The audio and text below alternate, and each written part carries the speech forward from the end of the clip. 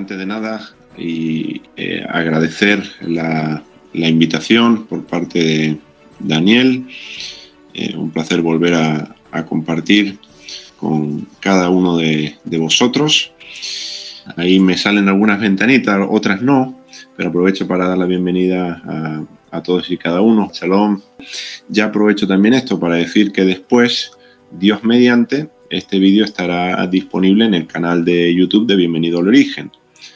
Así que si queréis volver a ver el estudio, compartirlo, os es de bendición, pues ahí lo tendréis también a vuestra disposición, porque hoy soy consciente que vamos a ver mucha información. Voy a intentar que la podamos ir masticando, pero soy consciente que el pasaje en cuestión tiene bastante tela que cortar y la iremos cortando pues despacito, que Dios nos vaya ayudando y dando gracia para hacerlo. Muy bien, como ya se anunció, ya la dinámica del grupo es ir viendo la parashá, las parashot en plural, en un ciclo trianual, y es una bendición poderlo hacer así porque se va masticando más el texto bíblico, ¿verdad? Y se puede ver cada porción de la Torá de forma más minuciosa, más detallada, y eso pues también es una bendición. Eso ayuda a la hora de ir aprendiendo Torá, de ir masticando la palabra de Dios, la Biblia, y poder sacarle todo el jugo, todo el partido a lo que la palabra de Dios tiene para nosotros, ¿verdad? Y esto es lo que vamos a hacer en esta tarde, noche. Vamos a abordar la Parashat Toldot. Ahora explicaré. La Parashá simplemente significa porción, esa es la palabra Parashá Toldot, que es la Parashá generaciones. Y de esta Parashá estamos en la primera aliyá, la primera lectura, el primer ascenso, como le llaman, ¿no?, en el judaísmo, porque una aliyá, dicen, cuando uno lee la Torá, cuando uno lee la palabra de Dios, lo que hace es elevarse, es ascender hacia Dios como una elevación espiritual, porque la Torá es palabra de Dios y de alguna forma, al entrar en contacto con ella, sea a través de la lectura, del estudio, de la meditación, eso lo que hace también es acercarnos a Dios, conectarnos con Él. La primera aliyá va del capítulo 25 de Génesis, verso 19, al capítulo 26, verso 5. Ya adelanto que de esta parashá, de esta primera aliyá, no vamos a ver todos los versículos, no nos daría el tiempo, pero sí vamos a ver 4 puntos que creo que son importantes tenerlos claros. Habría más que decir, pero al menos ver 4 cuestiones que son, en primer lugar, las dos naciones, y que son los versículos, siempre nos estamos moviendo el capítulo 25, son los versículos 22 y 23 de Génesis. Luego vamos a ver un segundo punto, que es el nacimiento propiamente de Jacob y Esaú, en los versículos 24 y 26. Luego, versículos 27 y 28, hablaremos en un tercer punto, de Ish-Sadeh versus o contra Ish-Tam. Que nadie se asuste, por favor. Lo digo, es un título con palabras en hebreo, Ish-Sadeh versus Ish-Tam, y lo he puesto así en hebreo porque en su momento desvelaré el significado de la palabra tam, que por ahora quiero mantener sin desvelar, y cuando lleguemos a este tercer punto vamos a ver algunas cuestiones idiomáticas también a lo largo de la exposición que tienen que ver con el texto hebreo, lo que significan las palabras que tenemos en ese capítulo, para entender también la personalidad de Jacob, definida no por ninguna tradición, sino definida por la propia Biblia, por el propio lenguaje bíblico, por el hebreo. Así que en el tercer punto tendremos Ish-Sadeh versus contra Ish-Tam. Y por último, mediante los versículos 29 al 34, un cuarto punto que vamos a ver será la primogenitura, esa venta de Esaú de la primogenitura. Después de esos 4 puntos, pues concluiremos con una meditación sobre la Haftará de Malaquías, capítulo 1 y principio del capítulo 2, concretamente sobre la cita de Malaquías 1, versos 2 y 3, donde Dios por medio de el profeta, por medio de su mensajero, dice, llamé a Jacob y a Esaú aborrecí. Entonces, puesto que esa es la haftará asociada a esta parashá, esa lectura de los profetas tiene que ver con esta porción de la Torá, pues vamos a tomar esa cita de Malaquías y, por supuesto, la conectaremos también con el llamado Nuevo Testamento, porque luego Pablo, en su carta a los romanos, justamente va a citar, va a hacer alusión a este episodio que estamos abordando de Génesis en Jacob y Esaú, y va a citar también esta cita de Malaquías que acabo de mencionar. Como sabemos, estamos en la parashá Toldot, y la palabra Toldot, creo que ya la mayoría de los presentes creo que lo saben, se traduce generalmente por generaciones. Ahora, la palabra Toldot también se puede traducir por descendientes o historias. De hecho, es una palabra plural en hebreo y el significado de Toldot aúna cada una de estas tres acepciones. Puede significar descendientes, hijos, como en este caso hablamos de las Toldot de Isaac. ¿Y las Toldot de Isaac qué es? Pues los hijos que tuvo, porque el relato arranca con esa esterilidad de Rebeca, la intercesión de Isaac por ella y cómo Dios atiende al ruego de Isaac, y Rebeca concibe, y de ahí empieza la historia de Jacob y Esaú. Por lo tanto, hablamos de los hijos de Isaac. Luego también podríamos hablar de Toldot entendido como las buenas obras o el carácter de alguien, porque eso también sale de uno. Por ejemplo, tenemos el caso de Noé, donde en Génesis 6:9 se nos dice, estas son las generaciones, estas son las Toldot de Noé. Y el texto no continúa hablando de los hijos, eso lo hará después, sino que después de decir que las generaciones, estas son las generaciones de Noé, lo que el texto dice es, pues Noé era un varón justo, perfecto en sus generaciones, con Dios caminó Noé. Por lo tanto, no nos está hablando de descendencia, sino que nos está hablando del carácter de Noé, de las obras de Noé, que era justo, que era perfecto en sus generaciones, que caminó con Dios. Y luego tenemos la tercera acepción, que es la historia familiar. Este caso lo vemos también de manera muy clara en las Toldot de Jacob. En Génesis 37, en el versículo 2, allí a veces se traduce como esta es la historia de la familia de Jacob. Bueno, historia de la familia es la palabra Toldot. ¿Y por qué se traduce por historia de la familia? Si ahí no aparece la palabra familia en hebreo, pues porque lo que nos va a contar esa Toldot de Jacob es justamente la historia familiar, porque es lo que ha salido de Jacob. Y ahí es cuando entramos a hablar de José, de los hermanos, de los sueños de José, la venta, Egipto, Potifar, la cárcel y demás. Entonces, todo eso, esos tres conceptos principales, están en la palabra Toldot, generaciones suele traducirse.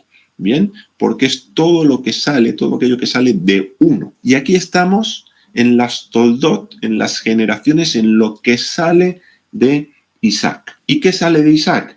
Bueno, pues lo primero que vamos a ver de lo que sale de Isaac son ese primer punto que he titulado Las dos naciones.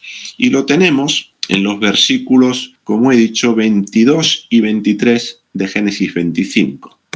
Y voy a leer, y de pronto notáis que en la lectura de los versículos cambian algunas cosas.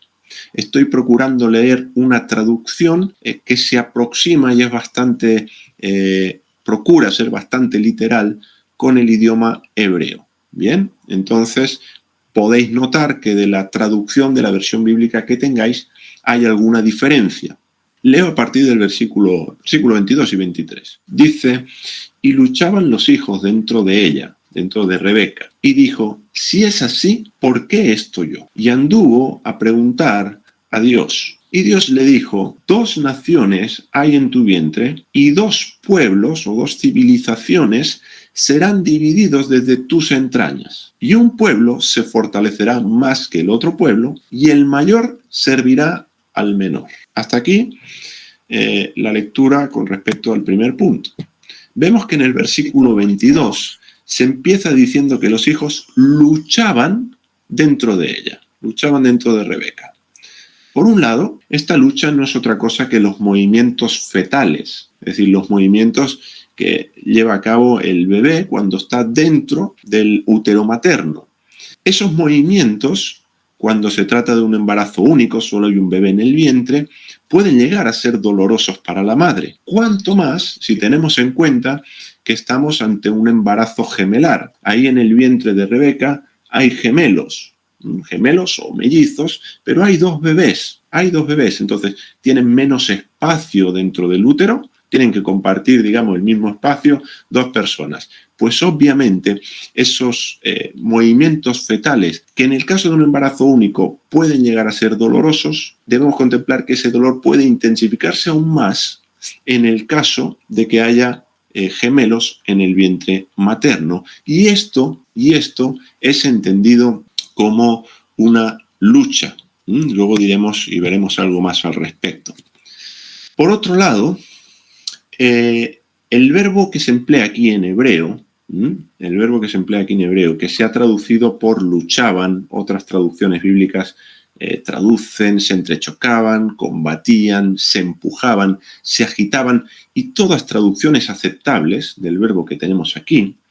Algunos maestros judíos lo interpretaron relacionándolo con el verbo correr, es decir, explicaron mediante un midrash que ante una determinada circunstancia, cuando Rebeca pasaba por determinados lugares, Jacob corría y se agitaba por salir del vientre.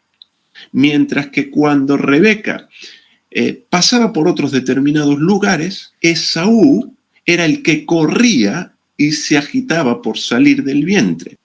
De manera que en unos momentos Jacob era el que corría, en otros momentos Esaú era el que corría, y todo en base al mismo verbo, el verbo que tenemos traducido por luchar y que es una buena traducción. Los sabios judíos, los maestros judíos, interpretaron esto como correr. Bien, ¿esto por qué lo menciono? Lo menciono no simplemente como un dato curioso, sino porque esta interpretación que está en el seno del judaísmo nos va a ayudar a entender un texto de la Biblia, concretamente una cita de Pablo. Vamos a Romanos capítulo 9, un capítulo que retomaremos al final del estudio, Dios mediante. Y Pablo, el apóstol, citando justamente y haciendo alusión a Génesis 25, a esta situación entre Jacob y Esaú, en el versículo 16, Romanos 9, 16, dijo lo siguiente: así que no depende del que quiere ni del que corre, sino de Dios que tiene misericordia. Fijaros, no depende del que quiere ni del que corre, y ahí está hablando de la elección divina. Entonces, con que hubiese dicho no depende del que quiere, pues ya se entiende que no depende del esfuerzo humano. ¿Por qué Pablo añadió ahí esa expresión ni del que corre en el contexto de Jacob y Esaú? Bueno, pues probablemente porque Pablo conocía esa manera de entender el verbo hebreo que se ha traducido por luchar, y lo que está haciendo es aludir precisamente a esta manera de entender el verbo. No dependía que Dios escogiese a Jacob y no a Esaú, no dependía de que corrieran en el vientre y se apresuraran por salir y ser el primogénito. Entonces vemos cómo esa interpretación, ese midrash judío, nos ayuda a entender un pasaje de la Escritura, y por eso lo introduzco. No es simplemente un dato curioso, algo que nos puede más o menos llamar la atención, sino que es algo que nos está ayudando a entender, pues en este caso, un texto del apóstol Pablo. Ahora, como he dicho, ¿por qué los movimientos fetales de los que he hablado se entienden como una lucha? ¿Por qué se entienden así? Bueno, el escritor de algún modo creo que está presentando el origen de la rivalidad que llegará a existir entre Jacob y Esaú. Es decir, ¿por qué Jacob y Esaú son rivales? Bueno, porque esa es su condición desde el vientre materno. Ya desde el útero de su madre había una lucha entre ellos. ¿Y por qué esa es su condición? desde el vientre. ¿Por qué pasaba esto? Porque con otros bebés no pasa, pero ¿por qué con ellos sí? Bueno, ahí es donde está la respuesta de Dios a la consulta de Rebeca, ante esa incomprensión por lo que le está pasando. Versículo 23 dice, Dios le dijo, 2 naciones hay en tu vientre. No hay 2 naciones, es obvio, hay 2 bebés que llegarán a ser naciones. Ahora hablaremos. Y dice, y 2 pueblos o 2 civilizaciones serán divididos desde tus entrañas. Y un pueblo se fortalecerá más que el otro pueblo, y el pueblo mayor, más abundante, servirá al menor. En la primera ecografía de la historia, que tenemos aquí, la primera ecografía, Dios le anunció el futuro a Rebeca con respecto a los hijos que tenía en el vientre. Esos 2 hijos se iban a convertir en 2 naciones, entre las que existiría una división, y por lo tanto iban a estar en pugna, hasta que finalmente el mayor, el pueblo más abundante, en este sentido, iba a servir al menor. De Jacob va a venir el pueblo de Israel, la nación de Israel, y de Esaú va a venir Edom, el pueblo de Edom. De hecho, a Esaú en este mismo relato se le cambia el nombre a Edom, o se le llamó Edom por el episodio del guiso rojo, y Edom y Adom, que es rojo en hebreo, fonéticamente son iguales, tienen la misma raíz, comparten las mismas consonantes y de ahí el nombre. Así que tenemos en Jacob el pueblo de Israel, la nación de Israel, y en Edom, en Esaú, tenemos a Edom, el pueblo de Edom. Bueno, pues Edom e Israel iban a estar en esa pugna, en esa rivalidad. Y en la Biblia encontramos varios pasajes que nos hablan precisamente de esta relación internacional entre Edom e Israel. Abuelo de pájaro, de manera muy breve y sin entrar en demasiados detalles, solo como una breve pincelada, me gustaría leer 3 textos de la Escritura que nos van, y espero nos abran un poquito esa visión panorámica del desarrollo de lo que tenemos aquí, del desarrollo de lo que tenemos aquí. El primer texto está en el libro de los Números, capítulo 24, voy a leer los versos del 17 al 19. Números 24, versos 17 al 19. Ahí estamos en el contexto de Balaam, cuando fue llamado por Balac para maldecir al pueblo de Israel, y Dios le impide maldecir a Israel, y lo bendice 3 veces. Y en la tercera vez que Balaam bendice por mandato de Dios a Israel, encontramos lo siguiente tocante a los postreros días, a los últimos tiempos, como también se podría traducir. Versículo 17. Lo veré y no ahora, lo contemplaré y no cerca. Saldrá estrella de Jacob y se levantará cetro de Israel y herirá las sienes de Moab y destruirá a todos los hijos de Set. Versículo 18.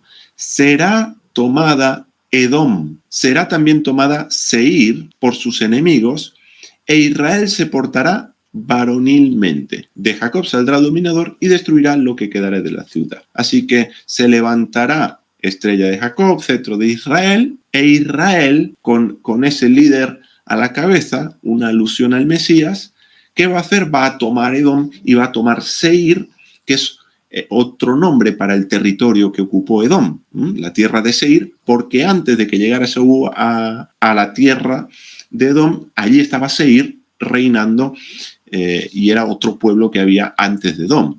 Por eso Edom y Seir en este sentido se utilizan indistintamente, porque es el mismo territorio, es el mismo pueblo. Bien, entonces Israel va a pelear contra Edom y va a tomar Edom, y esto es en los últimos tiempos. Este es el primer texto. Segundo texto, está en el libro del profeta Isaías, capítulo 34, versos 5 y 6. Dice lo siguiente, a partir del versículo 5, dice, porque en los cielos se embriagará mi espada, está hablando Dios, he aquí que descenderá sobre Edom, de nuevo la tierra de Edom, Esaú, en juicio, y sobre el pueblo de mi anatema. Dice, llena está de sangre la espada de Dios, engrasada está de grosura, de sangre de corderos, de machos cabríos, de grosura de riñones de carneros, porque Dios tiene sacrificios en Bosra, de nuevo el territorio de Edom, y ahora lo va a decir, y grande matanza en tierra de Edom. Por lo tanto, vemos de nuevo como ya no solo Balaam desde Números está explicando el desarrollo de Génesis 25, de esas dos naciones, y de cómo el mayor acabará sirviendo al menor, Edom, siervo de Israel, sino que también el profeta Isaías, Dios hablando por medio del profeta, nos está anunciando lo que va a pasar con Edom, con el reino de Edom. Y la última profecía, el tercer texto, Ezequiel 25, voy a leer versos del 12 al 14, dice lo siguiente: así ha dicho Dios el Señor, por lo que hizo Edom, y va a explicar lo que hizo, tomando venganza de la casa de Judá, pues delinquieron en extremo y se vengaron de ellos. Por tanto, así ha dicho Dios, el Señor, yo también extenderé mi mano sobre Edom y cortaré de ella hombres y bestias y la asolaré. Desde Temán hasta Dedán, todo ese territorio de Edom, caerán a espada. Y pondré mi venganza contra Edom en manos de mi pueblo Israel. Israel va a ser, el pueblo de Dios, el instrumento de venganza divina. Israel y Edom en constante pugna, pero finalmente, y sobre todo, como leíamos en los postreros tiempos, va a ocurrir esto. Dice, ya un poquito más, dice, y harán en Edom según mi enojo y conforme a mi ira, y conocerán mi venganza, oráculo de Dios el Señor. Ahora bien, con respecto a estas profecías y otras que tenemos en la Biblia respecto a Edom, quiero decir y matizar que tienen un alcance nacional, pero no es un alcance absoluto. Repito, estas profecías tienen un alcance nacional, pero no un alcance absoluto. ¿Qué quiere decir esto? Bueno, quiere decir que el mensaje de Dios está dirigido contra la nación, pero no contra todos y cada uno de los individuos de la nación. Es decir, no porque alguien naciera edomita, ya estaba condenado. Es decir, yo he nacido en Edom, pues ya está, me toca esperar la venganza de Dios y pagar los platos rotos, tal vez de otros, ¿no? Esto no es así. De hecho, Dios le dijo a Israel, lo tenemos en Deuteronomio capítulo 23, no aborrecerás al edomita. No habla de la nación, sino aquí sí habla de el individuo, es un edomita, pero no lo puedes odiar. ¿Por qué? Porque es tu hermano. Jacob y Esaú, no odies a tu hermano. Y dice también, no aborrecerás al egipcio porque forastero fuiste en su tierra. Y aún añade más, dice, los hijos que nacieren de ellos, los hijos que nacieren de los edomitas, también de los egipcios, pero aquí estamos hablando ahora y nos interesan los edomitas, en la tercera generación entrarán en la congregación de Dios, si así lo quieren, obviamente. Pero todo aquel edomita que quería venir a ser parte del pueblo de Dios o que quiere venir a ser parte del pueblo de Dios, si hay algún edomita que nos está escuchando, pues si quiere venir a ser parte del pueblo de Dios, no debe ser odiado, y no solo eso, sino que debemos a la tercera generación pues integrarlo como parte de la congregación, como parte del pueblo, y no rechazarlo. Así que esa separación anunciada en Génesis, que hemos visto, esas dos naciones, esa pugna, esas profecías que nos hablan de que Edom será tomada y que Israel va a llevar a cabo la venganza de Dios con respecto a Edom, pues no tiene un alcance colectivo, tiene un alcance colectivo, un alcance nacional, pero no tiene un alcance individual.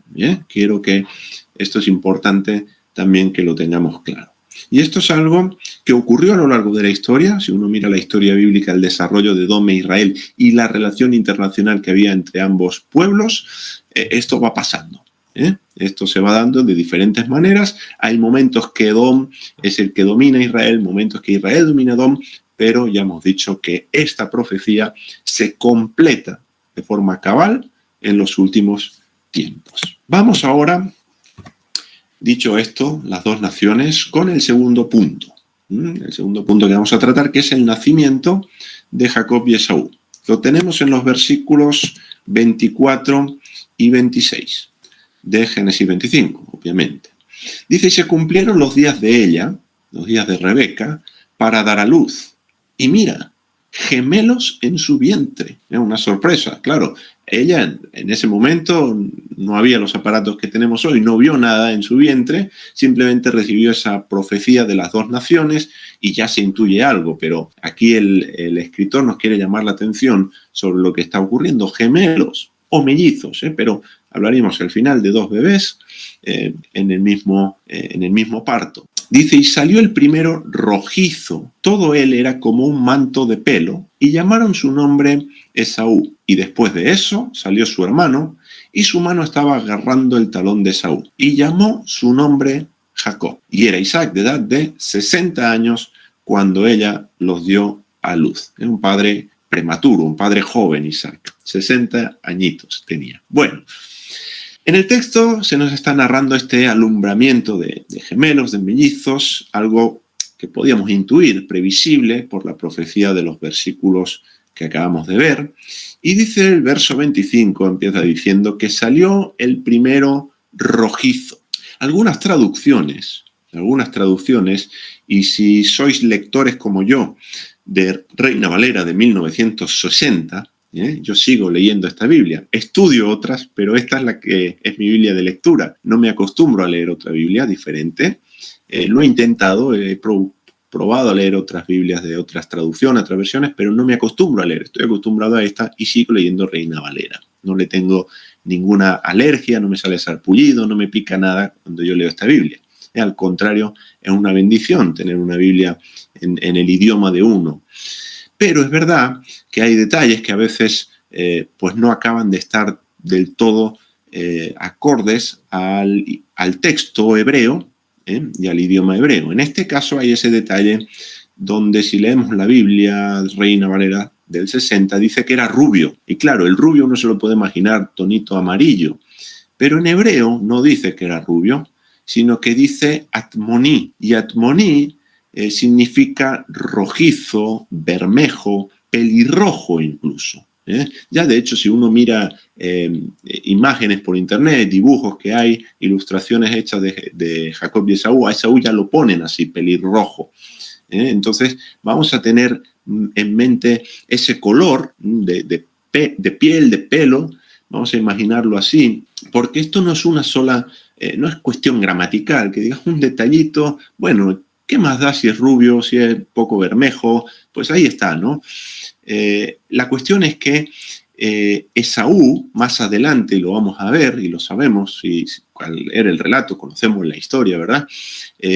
Va a decirle a su hermano Jacob, dame de eso rojo. El guiso que está preparando tiene ese color rojo, y Esaú le va a decir, dame de eso rojo. Entonces, por ese rojo, él es rojo, va a comer rojo, se le va a cambiar el nombre a Edom, que tiene relación con rojo. Entonces, el color rojo es importante en el caso de Esaú. Y ya nos va creando este color de Esaú, nos va creando esa conexión con quién va a llegar a ser él, quién va a llegar a ser él. Esto ya va creando una identidad en Esaú y qué territorio va a llegar a ocupar también luego cómo será conocido su reino y su desarrollo. Así que esto, por un lado. Luego continúa diciendo que todo él era como un manto de pelo, o también podemos leer en otras traducciones, y es también correcto, velludo como una pelliza, o traducciones muy similares a estas. En este caso no varían mucho las unas de las otras. Aquí, por un lado, con respecto a esta terminología que se emplea, volvemos a tener una conexión fonética, porque la palabra pelo o la palabra velludo en hebreo es Sear, y Esaú, al que llamarán Edom, habitó en el territorio de Seir, así que Esaú es Sear y llegará a vivir en Seir. Así que lo mismo que ocurre con el color rojo, color bermejo, pelirrojo, nos va a ir conectando, son como... permitidme decirlo así, como capsulitas idiomáticas, pero que están ahí, que nos van a hacer, cuando conocemos esta información, que vayamos relacionando pues datos, información que de otra manera nos puede pasar desapercibida, porque en las traducciones, como no puede ser de otra manera, estos detalles se pierden. No hay manera de preservarlo a menos que uno haga una transliteración, pero una transliteración a veces no se entiende. Pero en el texto sí está, y ya nos va conectando la apariencia de Esaú, tanto con el color como el pelo que tiene, con quién llegará a ser y qué territorio llegará a ocupar y por qué llegará a ser quién será, que lo vamos a ver también con el tema del guiso. Esto por un lado. Por otro lado, quiero hacer énfasis, y creo que esto es importante, nos ayuda, las imágenes mentales que tenemos de los personajes bíblicos nos hacen interpretar la Biblia de una determinada manera también, nos generan también emociones y sensaciones, vínculos con los personajes bíblicos, y por lo tanto les tenemos más simpatía o menos en función de cómo entendamos que eran. Y en este caso, quiero destacar que Esaú era realmente peludo, y no es un poco peludo, no es que tenía un poquito de pelo por la espalda, no, fijaros la expresión que utiliza el texto. Hemos leído que todo, no había parte que no fuera así, como un manto de pelo, como una pelliza. Si recordáis, esto aparece más adelante, cuando Jacob se haga pasar por Esaú, instruido por su madre, Rebeca va a agarrar las pieles de los cabritos y se las va a poner a Jacob en esta parte del cuerpo, lo que serían los brazos, las manos, el cuello, piel de cabrito. Yo no sé si tú tienes en mente ahora mismo cómo es la piel de un cabrito. Pero haz un momento un ejercicio de imaginación, mira cómo es el pelo de una cabra, de un cabrito, y realmente eso es mucho pelo para un ser humano, muchísimo pelo. O sea, yo no he conocido a ninguna persona, por peluda que sea, que tenga tanto pelo como un cabrito. Para que Jacob se pusiera piel de cabrito, su madre lo vistiera así, e Isaac lo confundiera con Esaú, no estamos hablando de un poco de pelo, estamos hablando de otra situación.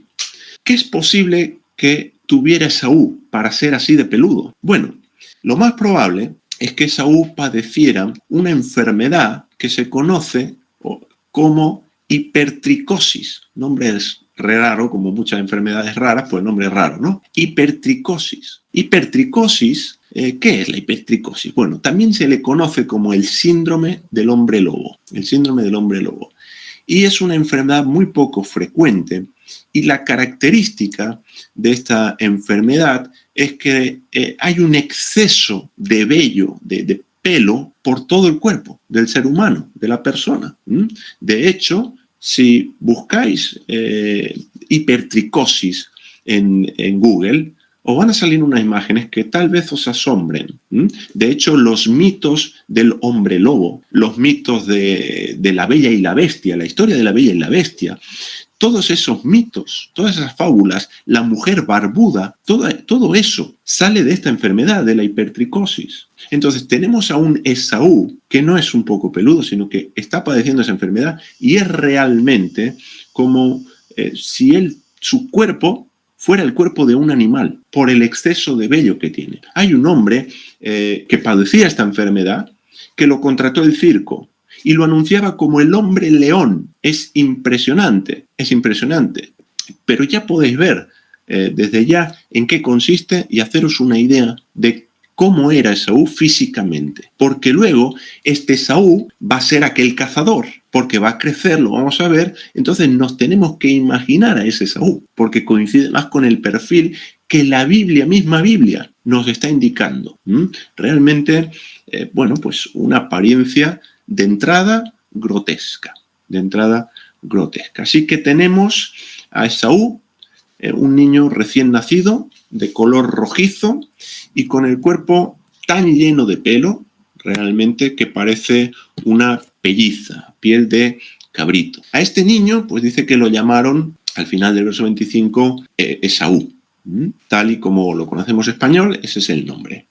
La etimología, y esto de manera muy breve, la etimología del nombre de Esaú no está clara, pero algunos lo relacionan con peludo, velludo, y pudiera ser, pero otros lo relacionan con el verbo hebreo asá, que significa hacer. ¿Y en qué sentido lo relacionan? Bueno, en que Esaú nació y ya estaba hecho. Algunos dicen que ya estaba hecho y completo, con vellos como un hombre mayor.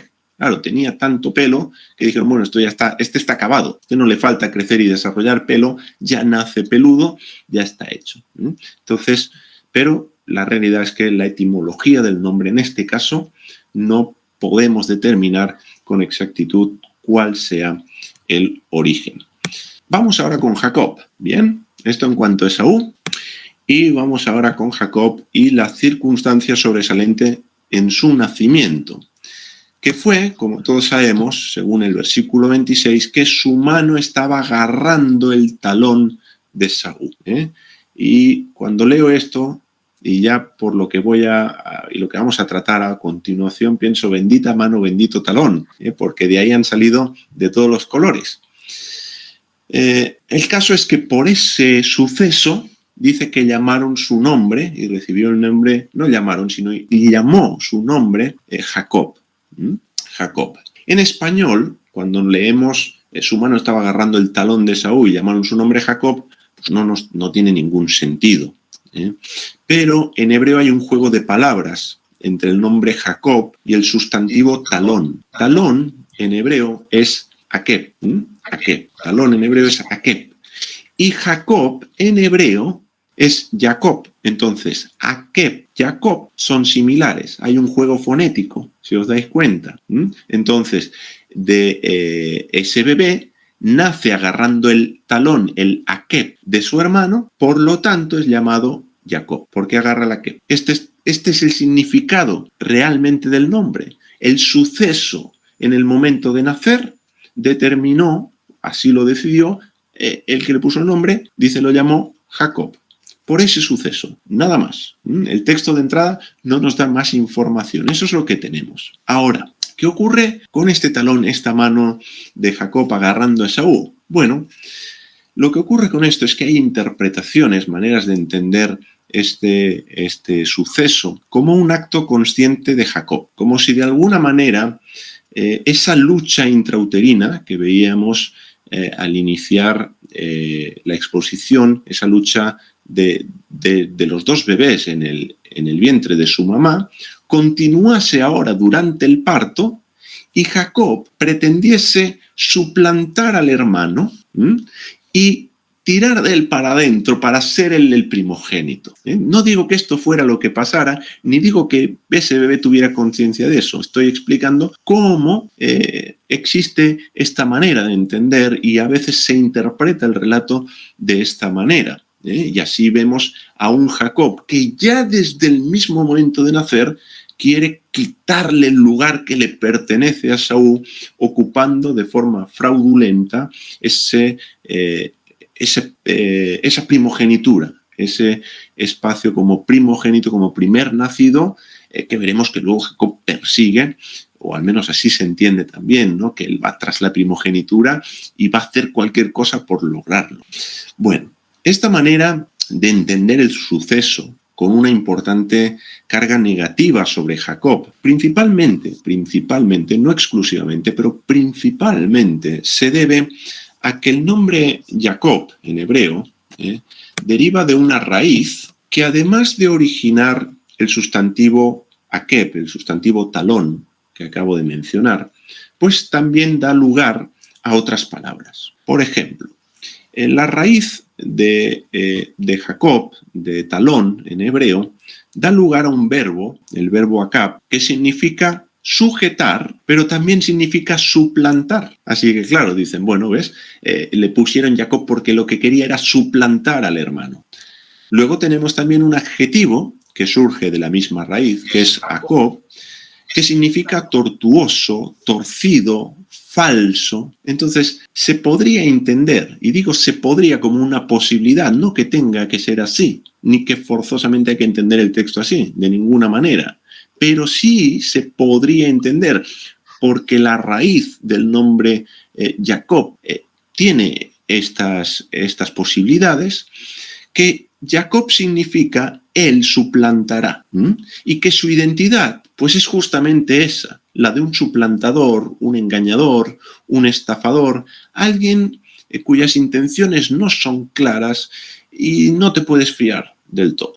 De hecho, quien pensaba así de Jacob es Esaú. Esaú llegó a pensar así de su hermano. ¿En qué momento? En el momento que Jacob ha ido a su padre Isaac, ha recibido la bendición y llega Esaú. Llega Esaú y su padre Isaac, bueno, se asusta realmente porque dice, ¿y qué ha pasado aquí? Porque yo ya he dado la bendición a otro. Entonces Esaú, en Génesis 27:36 dice, bien llamaron su nombre Jacob. Y aquí sí él va a jugar, no con la acepción de talón, que es la acepción con la que juega el texto de Génesis 25. El texto de Génesis 25 no juega con la acepción de suplantar, juega con la acepción de talón. Pero aquí Esaú, por cómo él está interpretando los hechos, va a jugar con esa otra acepción de Jacob y va a decir, bien llamaron su nombre Jacob, pues me suplantó 2 veces. Tomó mi primogenitura, luego vamos a ver si le suplantó realmente o no, pero dice, tomó mi primogenitura. Yo creo que Esaú no recordaba bien cómo habían ido las cosas. Dice, y aquí ahora tomó mi bendición. Entonces, pensar que Jacob es un usurpador, es un mentiroso, un traicionero, alguien que aprovecha las circunstancias para sacar provecho y toda esta serie de adjetivos es pensamiento de Esaú, es pensamiento de Edom. Y Edom, según algunas comprensiones, llega a ser Roma. Y de Roma sale una religión muy potente. Y me llama la atención, y no sé si será casualidad, que dentro de esta religión existe la tendencia a pensar de Jacob de la misma manera que pensaba su hermano Esaú. Tal vez sea cosa mía y tal vez sea casualidad. Ahora, ¿sabías que la Biblia define el carácter de Jacob de manera absolutamente distinta?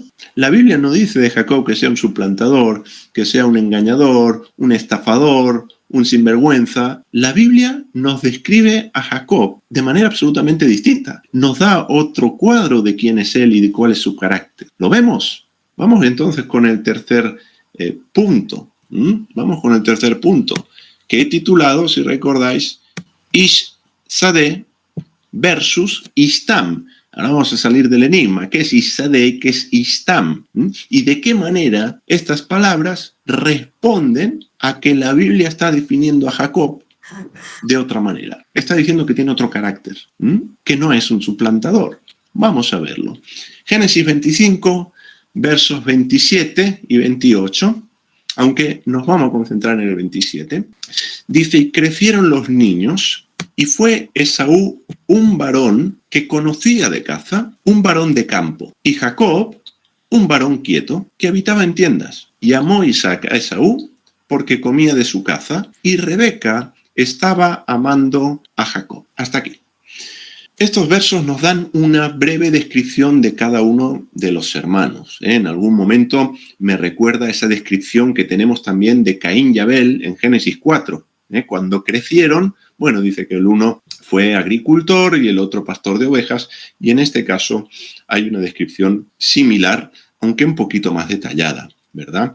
Y de algún modo el texto aquí nos está presentando 2 estilos de vida opuestos, tal vez con la intención de acentuar esa separación profetizada durante el embarazo.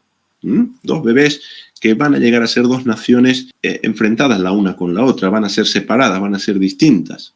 Entonces, tal vez aquí también existe la intención de reforzar esa idea durante el crecimiento de estos 2 niños, que aquí ya no eran ningunos niños, estamos hablando que eran 2 hombres.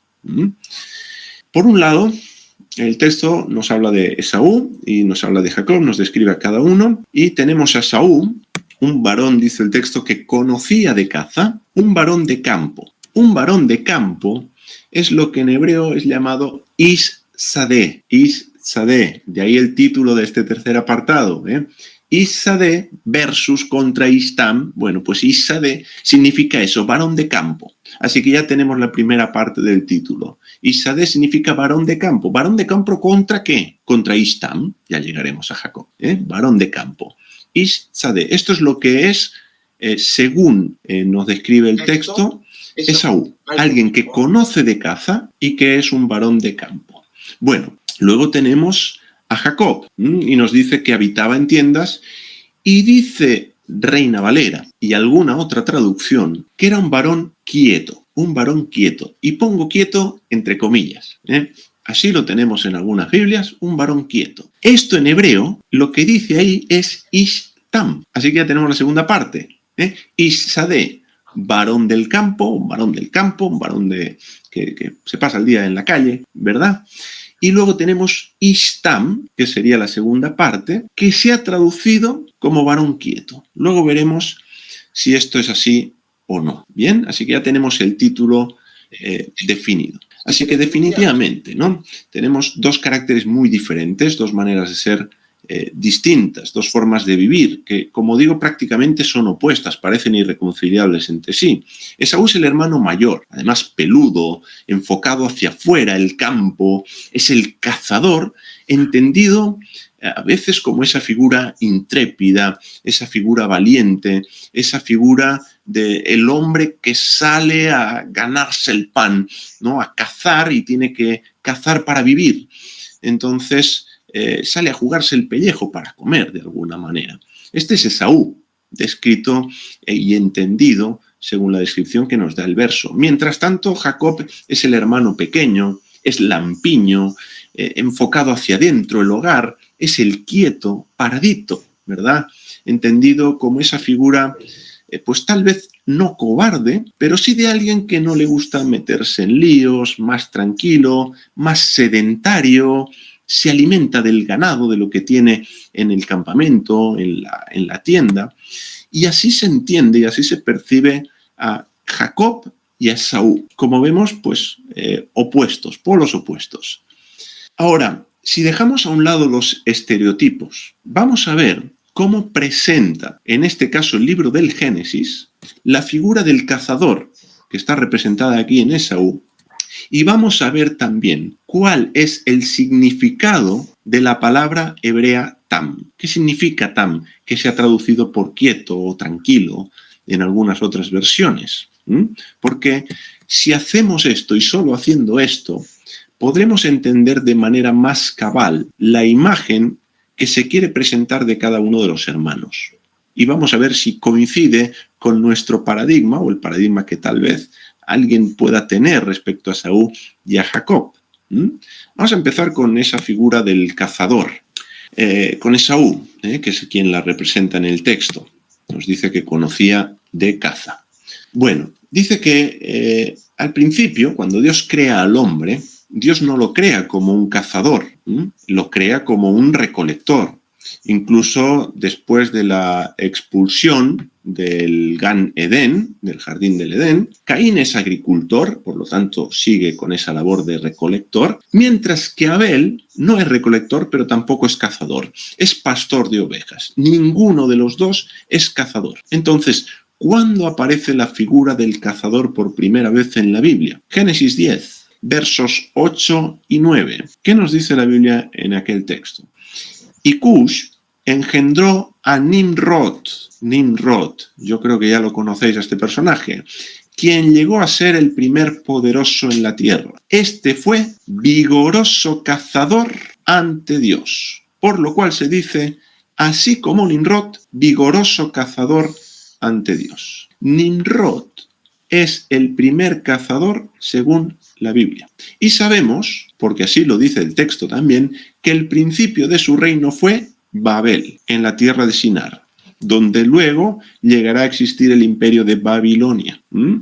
Por lo tanto, tenemos que Nimrod, cazador, dicho por la Biblia, construye una ciudad, un reino, un imperio con un sistema en abierta rebeldía contra Dios. De manera que el primer cazador del que nos habla la Biblia no es alguien que ame a Dios, sino todo lo contrario. Todo lo contrario. No ama a Dios ni las cosas de Dios, sino que es alguien que se opuso a Dios, se opuso a la voluntad de Dios y quiso construir su propio gobierno. Algo que evidentemente pues fue frustrado por el propio Dios, pero estas eran las intenciones. Ahí teníamos un dictador, el pastor de los pueblos. Si hablamos en lenguaje del antiguo Medio Oriente, el pastor de los pueblos era el rey, era el monarca de esa región, Y en hebreo vemos esa idea atribuyéndosela también a Nimrod. Por lo tanto, él se ha levantado como rey, como monarca, y además dice que toda la tierra, esa región tenía una sola lengua. No se podía hablar otra cosa diferente. De hecho, cuando eso pasa, pues el reino, la ciudad se queda a medio construir, la torre no se acaba y hay un exilio, una dispersión. Pero tenemos a Nimrod, cazador, para no desviarnos del tema, definido como alguien en oposición contra Dios. Por lo tanto, vemos que el primer cazador, ya de entrada, es una connotación negativa ser cazador en el libro del Génesis, en el primer ejemplo que encontramos.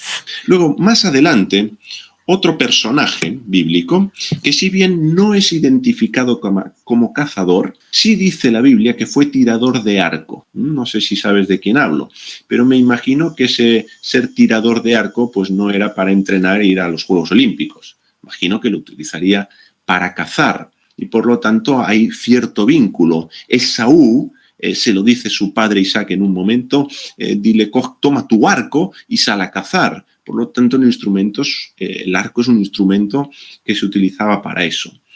Me refiero a Ismael, el hijo de Abraham.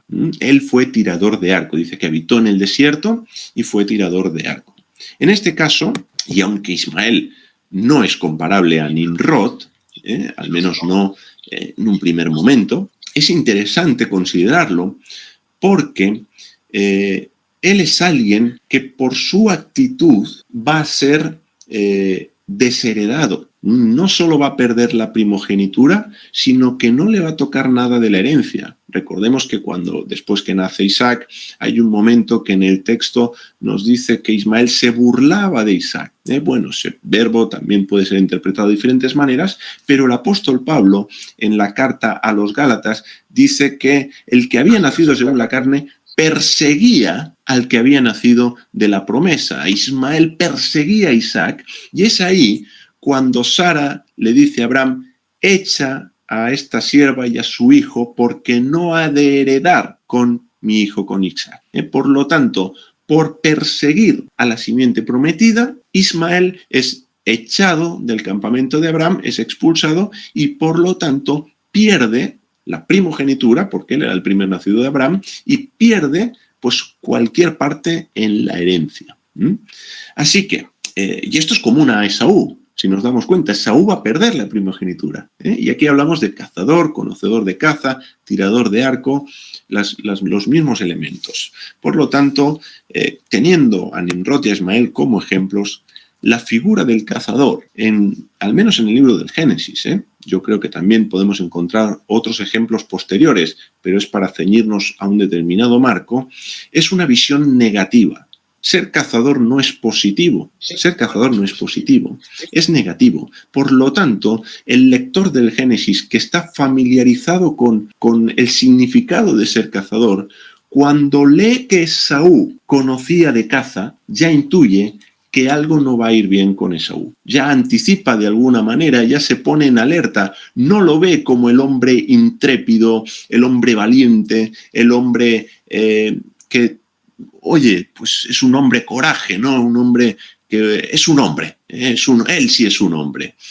Pues uno no lo ve así a Esaú, uno ve que es cazador y dice, ojo, porque el primer cazador de la historia se opuso a Dios. Ismael, que llegó a ser cazador, perdió la herencia. Y ahora Esaú nos dice el texto que es cazador, y esa sospecha de que algo no va a ir bien con Esaú se va a confirmar cuando veamos que efectivamente menospreció la primogenitura y la vendió por un plato de comida.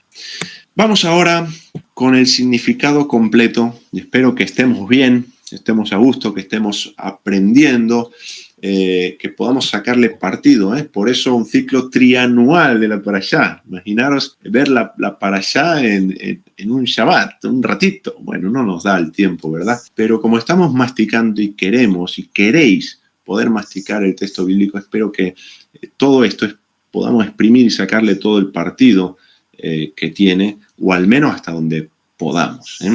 Bien, vamos con la palabra hebrea tam. Ishtam, así se define a Jacob. Como he dicho en algunas Biblias, esto se ha traducido por quieto, por tranquilo. Y nos imaginamos a un Jacob, pues eso, con cierta, decimos aquí en España, no sé, con cierta pachorra, ¿no? Un hombre que camina tranquilo, relajadamente, no quiere problemas, no le gustan los follones, vive en su casa, un hombre del hogar. Esta es un poco la sensación que transmiten estos adjetivos. Ahora, la palabra tam en realidad tiene otras implicaciones que nos van a hacer ver a Jacob de una manera que tal vez hasta ahora no lo habíamos considerado. Según el diccionario bíblico de hebreo español de Luis Alonso Schockel, una fuente muy fiable en cuanto al idioma hebreo, la palabra tam significa lo siguiente: honrado, cabal, íntegro, honesto, justo, inocente, y es un término que está asociado a recto, piadoso, alejado del mal. Luego, cuando leemos en la Biblia Ish Tam, no debemos entender simplemente un varón quieto, un varón tranquilo, sino que lo que nos está diciendo el texto bíblico es que Jacob era un varón honrado, un varón íntegro, un varón honesto. De hecho, ¿sabes qué otro personaje bíblico era un Ishtam? Igual que Jacob. Ishtam, las mismas palabras en hebreo. Job. ¿Recuerdas a Job? Se le llama el justo Job, el hombre que tenía paciencia, bueno, no tenía tanta, pero sí lo pasó realmente mal. Bueno, Job, en los primeros capítulos, capítulo 1, capítulo 2, el texto nos dice que él era un Ishtam.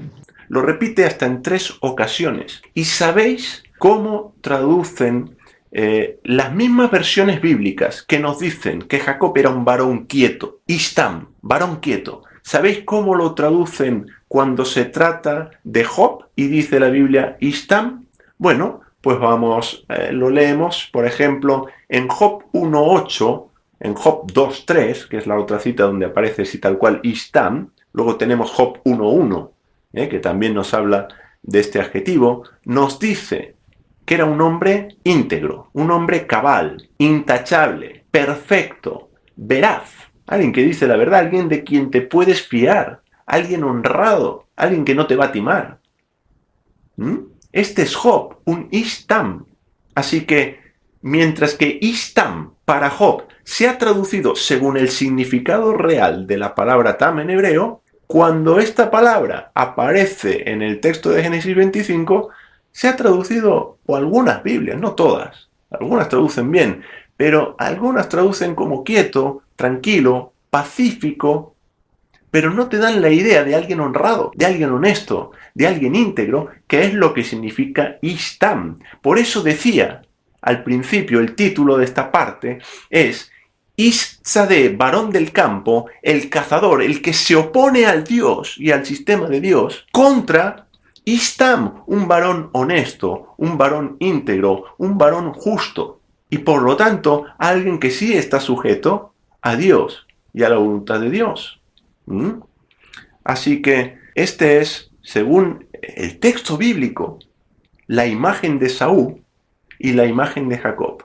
Uno es alguien que conoce de caza y por lo tanto ya tiene un matiz negativo, y alguien que es íntegro, que es honesto, que es cabal, que es honrado.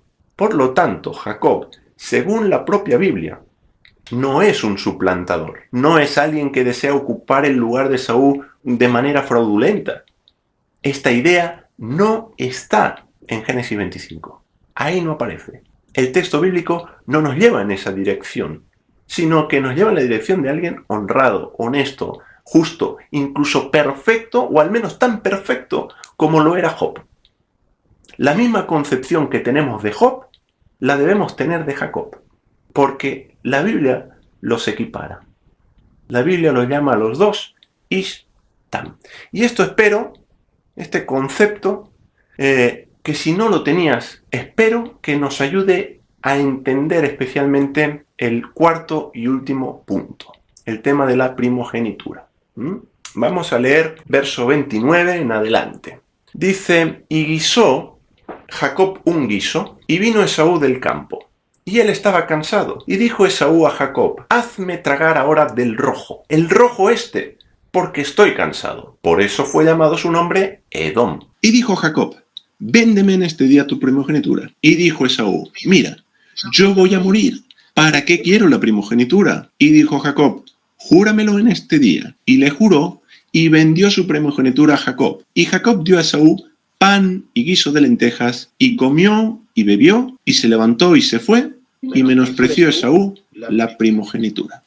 En estos versos se nos narra la venta de la primogenitura de Esaú. Jacob ha preparado un guiso, Esaú viene del campo, cansado, y le pide a su hermano literalmente: hazme tragar de lo rojo, tal cual. Hazme tragar de lo rojo, ni siquiera dice guiso. En el texto hebreo este es el lenguaje que se emplea. Hazme tragar de lo rojo, ni siquiera dámelo para que yo me lo tome. Hazme tragar. Yo abro la boca y tú me lo echas. Tal cual, esta es la imagen de Esaú. Dice, en este momento, cuando Esaú le dice eso, Jacob le pide que le venda la primogenitura. Leemos que Esaú no la quiere, no le ve utilidad. ¿Para qué? Si yo me voy a morir. Y entonces Jacob pide a Esaú que le haga un juramento. Esaú jura, vende legalmente la primogenitura a Jacob, porque el juramento le da ese carácter legal a la transacción. Por eso Jacob le dice: júramelo, porque si no hay juramento, hoy te digo que te la vendo y mañana me la vuelvo a quedar yo. Es habiendo juramento, y luego Esaú hará lo que hará, pues bueno, cuanto más si no hubiese habido juramento. Pero lo hay carácter legal, y Jacob adquiere la primogenitura de forma legal. Luego Jacob pues le da a Esaú el pan y el guiso de lentejas, quien lo come como si nada y se marcha para otra cosa.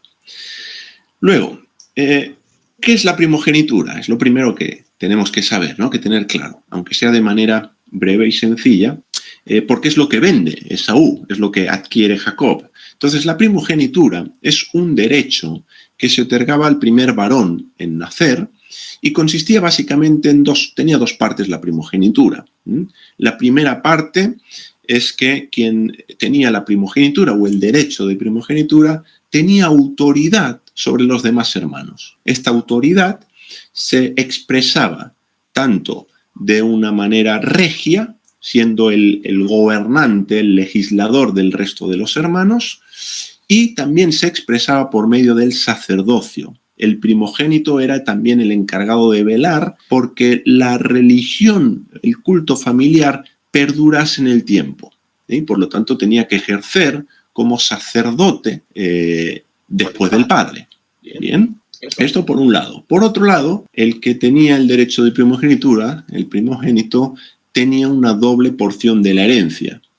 Se repartía la herencia por igual entre todos los hermanos, salvo el primero, que se le daban dos partes. ¿Esto qué implica? Pues obviamente que si él tiene que tener autoridad sobre el resto de los hermanos, tanto de manera regia como de manera sacerdotal, pues ese suplemento de bienes, de riqueza, de ganado, de siervos, de criados, de ejército, pues le daban la fuerza para poder llevar a cabo esto.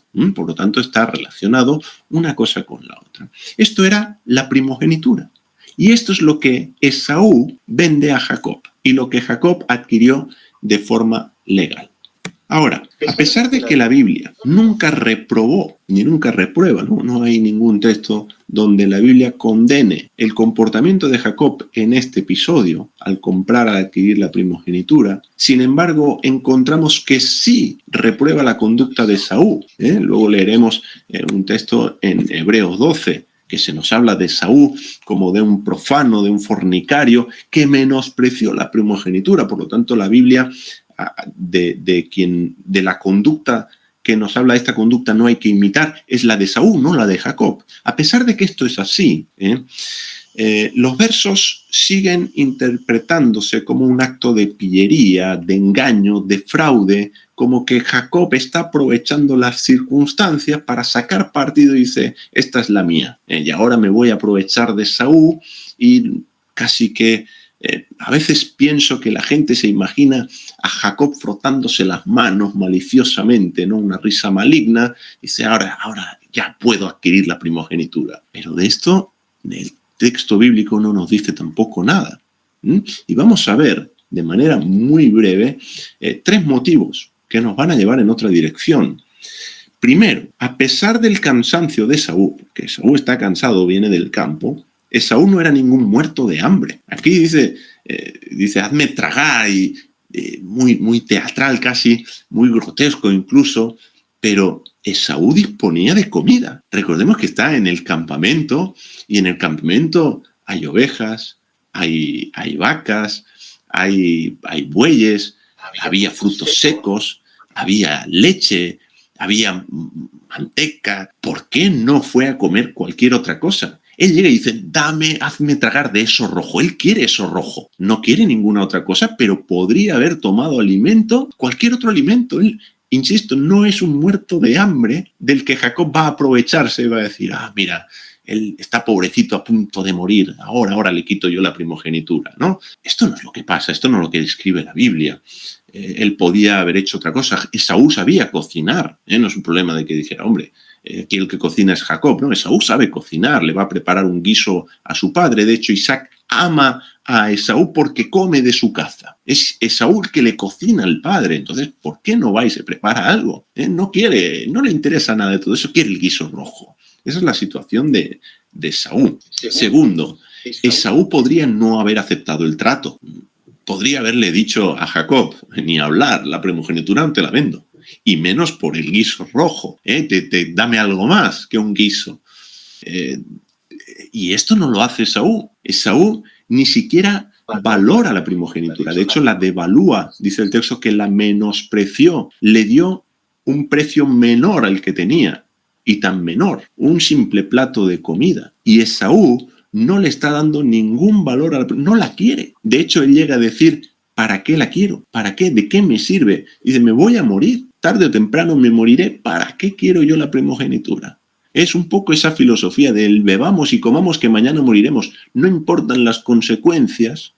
Y esta es la mentalidad de Esaú. Jacob no le está quitando nada que Esaú aprecia de una manera como debería apreciar la primogenitura. No es así. Esaú no la quiere, la menosprecia. De hecho, el texto en Hebreos que he mencionado antes nos dice así de Esaú y nos advierte. Mirad bien, no sea que alguno deje de alcanzar la gracia de Dios. Estoy en Hebreos 12, versículo 15 al 17. Dice, mirad bien, no sea que alguno deje de alcanzar la gracia de Dios, que brotando alguna raíz de amargura os estorbe y por ella muchos sean contaminados. No sea que haya algún fornicario o profano, fíjate qué adjetivos, para Esaú, como Esaú, que por una sola comida vendió su primogenitura, porque ya sabéis que aún después, deseando heredar la bendición, fue desechado y no hubo oportunidad para el arrepentimiento, aunque la procuró con lágrimas. Esaú va a llorar, ciertamente, pero fíjate que lleva a cabo Esaú. Y luego el texto nos da una concatenación de actos. Fíjate que va todo muy seguido. Cuando él vende la primogenitura y además da el juramento para que sea legal, dice, y comió y bebió y se levantó y se fue. O sea, ni siquiera el texto nos da a entender que Esaú estaba saboreando esa comida. O sea, la vende por un plato de comida, algo muy valioso, él no le da ningún valor, pero es que ni siquiera saborea la comida. Dice, comió y bebió y se levantó y se fue. Muy mecánico todo, y chao, a otra cosa. Esto es lo que nos da a entender. Por eso el texto dice, a pesar de que ya nos ha dicho que, y nos ha dado la idea de que Esaú no quiere la primogenitura, pero dice, ¿para qué la quiero yo? El texto añade al final, y menospreció, para dejar constancia, y menospreció Esaú la primogenitura. No dice, y Jacob se aprovechó de su hermano. Aquí el que hizo mal, si hablamos en términos de bien y mal, el que hizo mal fue Esaú, por vender algo que no debería haber vendido, por menospreciar algo que debería haber apreciado, por supuesto, más que un plato de comida. Un plato al que, según nos da a entender el texto, prácticamente ni le prestó atención. Y luego, como ya he dicho, y voy a intentar ser breve aquí, tengo más material para seguir, pero quiero que podamos llegar a la conclusión y llegar frescos también, llegar bien, llegar con ganas e ilusión. Entonces, el tercer punto fue una venta legal, una compraventa, una adquisición de carácter legal, puesto que, como he dicho, intervino un juramento por parte de Esaú. En un libro de arqueología bíblica del doctor en ciencias bíblicas por el Pontificio Instituto Bíblico de Roma, el doctor Pedro Cabello Morales, en un párrafo de ese libro dice lo siguiente: la venta que hizo Esaú de su primogenitura a Jacob a cambio de un plato de lentejas es iluminada también por una tablilla de Nuzi, o Nuzu, en que un hombre llamado Tupquitilla transfiere sus derechos de herencia, la primogenitura, a su hermano Curpasa a cambio de 3 ovejas. Así que en este libro, que se registra un testimonio que tenemos en tablillas Nuzu, las tablillas Nuzu fueron unas tablillas que se encontraron alrededor de la ciudad de Kirkuk, en Irak, muy cerquita del Padán Aram bíblico, la tierra de los patriarcas. Bueno, pues se encontraron esas tablillas del siglo XV, siglo XIV antes de Cristo, esa es la antigüedad de esas tablillas, y nos dan de alguna manera, es como una ventana al mundo de los patriarcas, porque muchas de los actos que los patriarcas, Abraham, Isaac y Jacob, llevan a cabo, encontramos un reflejo en esas tablillas. Es como el código de Hammurabi, el código de leyes de Hammurabi, pues que también nos arroja luz para entender algunas leyes de la ley, de la Torá, dada por Dios por medio de Moisés. Entonces, bueno, esas tablillas cumplen esa función y por lo tanto son de interés para el estudioso de las Escrituras y nos muestran, según este párrafo que leemos, cómo 2 hermanos, uno vende su primogenitura al otro por ninguna fortuna, por 3 ovejas. Un poquito más que un plato de comida te da, pero tampoco es comparable 3 ovejas a todos los privilegios que implica la primogenitura. Por lo tanto, el hecho de que Esaú dijera, la vendo por un plato de comida, y Jacob le ofrezca un plato de comida a Esaú, no es una transacción que nos tiene que extrañar, porque tenemos este testimonio de una transacción muy similar. Y por lo tanto aquí no hay malas artes, no hay aprovechamiento, hay una situación donde Esaú, teniendo la opción de comer cualquier otra cosa, quiere ese guiso, hay una transacción de carácter legal y se adquiere de forma legal, y habiendo otras opciones y pudiendo Esaú valorar la primogenitura, no lo hace. Por lo tanto, volvemos a esa idea del Ishtam, del varón íntegro, del varón honesto, del varón recto, porque como también hemos citado, está esa idea de Edom, de Esaú, de que Jacob y por lo tanto Israel y por lo tanto aquellos que descienden de Israel son unos usurpadores, unos timadores, de gente que no te puedes fiar, que te va a engañar, te van a hacer tretas para sacar partido. No, Jacob no es así según la Biblia. Tampoco en este momento donde Esaú vende la primogenitura, porque no la quiere. Hasta aquí el 4º punto. Vámonos con la conclusión. Como he dicho, y con esto ya estamos terminando, creo que 5 o 10 minutitos y hemos terminado la exposición. Vamos a concluir con una meditación sobre el Haftará, sobre la lectura de los profetas asociada a esta parashá, que es Malaquías. Malaquías 1, versos, vamos a leer del 1 al 3 y luego nos vamos a ir al Nuevo Testamento, al llamado Nuevo Testamento. El Nuevo Testamento no me gusta, pero creo que todos conocemos esos términos. No me gusta, no que no me guste el Nuevo Testamento, no me gusta el nombre del Nuevo Testamento, para que no se malentienda. El Nuevo Testamento me encanta, igual que el Antiguo, pero lo que no me gusta es la terminología Antiguo Testamento y Nuevo Testamento. Eso es lo que no me gusta.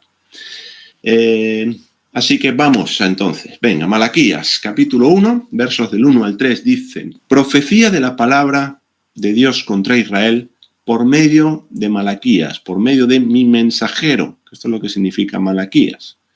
Yo os he amado, dice Dios, y dijisteis. Dios le dice a su pueblo, yo os he amado. Y el pueblo contesta, ¿en qué nos amaste? Y ahora Dios vuelve a preguntar al pueblo, ¿no era Esaú hermano de Jacob? Dice Dios, llamé a Jacob y a Esaú aborrecí. Y ahora va a explicar en qué consiste el aborrecimiento de Esaú. Convertí sus montes en desolación y abandoné su heredad para los chacales del desierto. Es decir, volvemos a aborrecimiento nacional, porque dice convertí sus montes en desolación. Ya nos habla de un territorio y abandoné su heredad para los chacales del desierto. Recordemos esa profecía de las dos naciones. El mayor servirá al menor, y lo que hemos visto, esos tres textos de manera breve. Ahora, esto es lo que nos dice el profeta. Dios amó a Jacob. Dios amó a Jacob. ¿Y por qué Dios amó a Jacob y aborreció a Esaú? ¿Cómo tenemos que entender esto? Bueno, pues vámonos a la carta a los romanos, porque Pablo nos lo va a aclarar de alguna manera.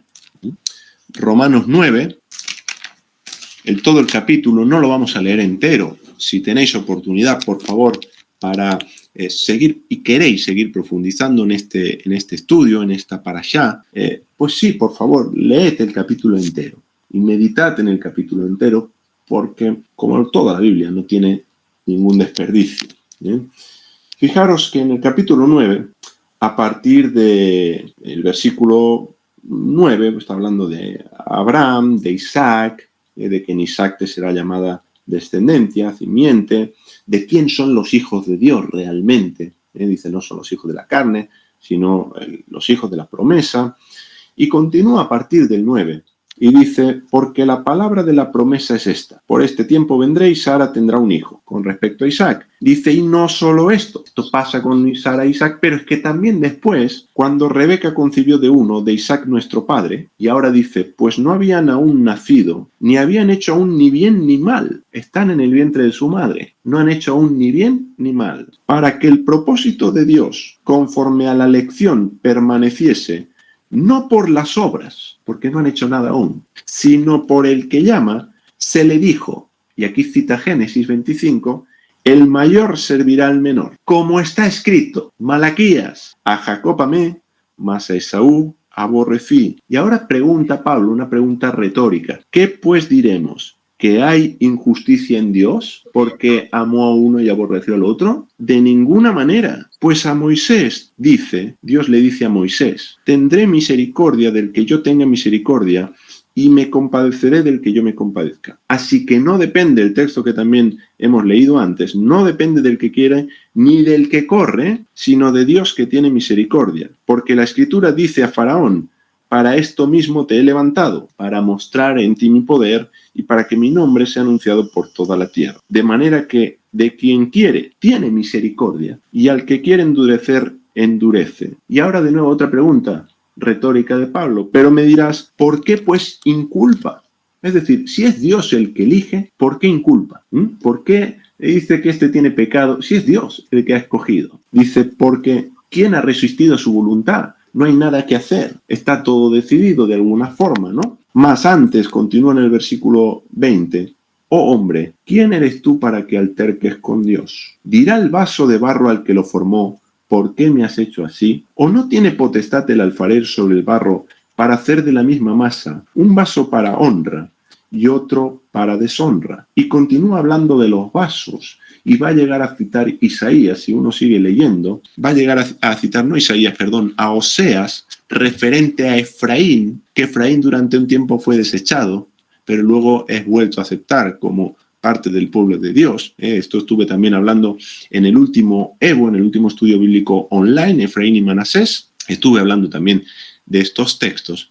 Y a partir de ahí está hablando Pablo de una misma masa, salen dos vasos. De una misma masa de barro, el alfarero saca dos vasos, uno para honra y otro para deshonra. ¿Cómo debemos entender el tema de los vasos? Muy sencillo. De una misma masa, Abraham, salieron dos vasos, Ismael e Isaac. Ismael, el hijo de la carne, no el hijo de la promesa, como hemos visto, persiguió al hijo de la promesa y fue desheredado, tirador de arco. Luego volvemos a la misma idea. Una misma masa, dos vasos, uno de honra, otro de deshonra. Tenemos una masa, Isaac. De Isaac, ¿quién sale? Jacob y Esaú. Jacob para honra, Esaú para deshonra. Y es Dios el que está escogiendo de antemano, antes de que haga bien y mal. ¿Para qué? Para que no sea conforme a las obras, sino un acto de pura gracia. Un acto de pura gracia de Dios. ¿Por qué Dios escogió a Jacob? Por su gracia. Por eso dice, amé a Jacob. Amé a Jacob. Y a este respecto, Simplemente me gustaría que, como he dicho, concluyamos con una meditación. A Jacob amé y a Esaú aborrecí. Quiero que pensemos, que reflexionemos cada uno a quién amamos y a quién aborrecemos. Amamos a Jacob, amamos a Israel, amamos, y permitidme que lo diga así en esta ocasión, a los judíos. No solo los judíos son Israel, ni todos los judíos son Israel, pero ¿qué me genera? ¿Qué sensaciones despierta el pueblo judío? Pienso que son unos usurpadores, unos timadores, unos estafadores, tienen dinero porque son así, o amo a Israel. ¿Cuál es mi postura al respecto? Esta sería una primera reflexión que dejo para cada uno, porque Rebeca amaba a Jacob, Isaac era el que amaba a Esaú, y en este caso quien recibió la profecía de lo que iba a pasar con uno y con otro fue Rebeca, y Rebeca en este caso coincide, el amor de Rebeca coincide con el amor de Dios. Amo lo que Dios ama porque Dios ama a su pueblo. O estoy amando a Edom, estoy amando lo que en algunas corrientes se ha entendido como Roma, estoy amando el sistema de Roma, estoy amando a ese varón cazador. Para mí es positivo, tengo un buen concepto de Esaú, de Edom. ¿Dónde está mi corazón ahí, no? Esa sería la primera reflexión. La segunda, y con esta terminamos, ya es más personal, para que cada uno nos examinemos delante del Padre. ¿Soy yo un vaso de honra o soy un vaso de deshonra? ¿Está Dios teniendo misericordia de mi vida? Bendito sea su nombre. Bendito sea su nombre. ¿Está Dios amándome? ¿Está Dios siendo paciente conmigo? ¿Está Dios perdonándome? ¿Está Dios dándome una oportunidad tras otra? Porque si es así, probablemente eres Israel, porque Dios está teniendo misericordia con su pueblo. Por eso Dios no ha destruido a su pueblo. Por eso se ha preservado un remanente. Ahora eres un vaso de deshonra. Entonces, si fuese así, solo me queda decirte una palabra: quebrántate, rómpete en pedazos, arrepiéntete delante del Padre y que Él te haga de nuevo, como un vaso de honra y gloria para su nombre. Reflexionemos en eso. Muchas gracias y, como siempre digo, bienvenidos al origen.